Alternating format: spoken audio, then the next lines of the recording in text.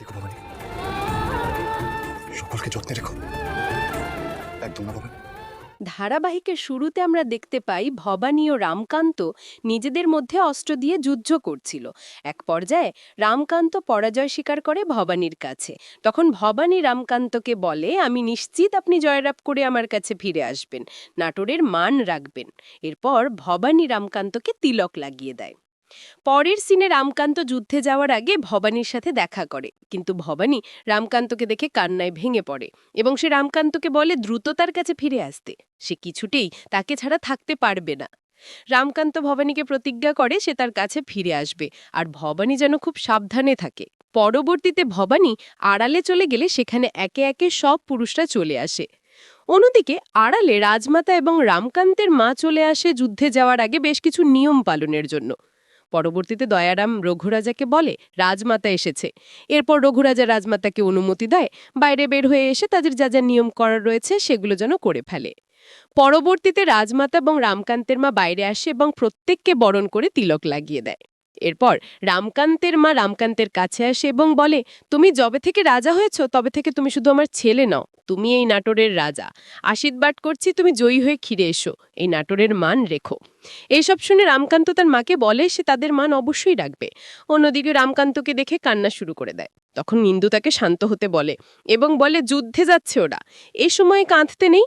পরের সিনে রামকান্ত এবং বাকিরা যুদ্ধে যাওয়ার প্রস্তুতি নিচ্ছিল। ঠিক সেই সময় সেখানে দেবীপ্রসাদের বাবা চলে আসে রঘুরাজার সাথে কথা বলার জন্য।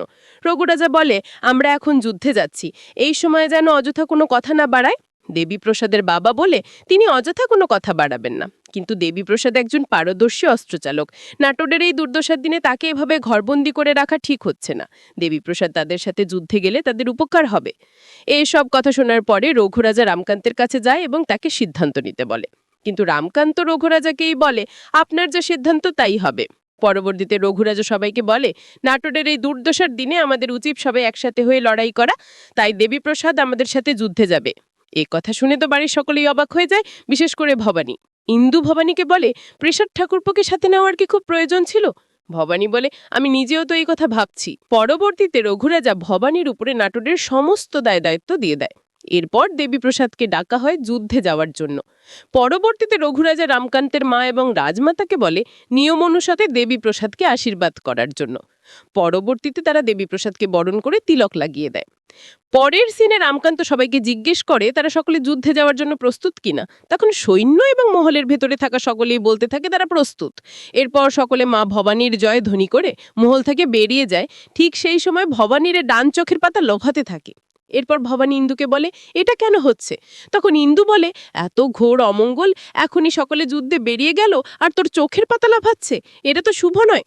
এরপর ভবানী বলে, আমি এক্ষুনি মা ভবানীর কাছে যাব।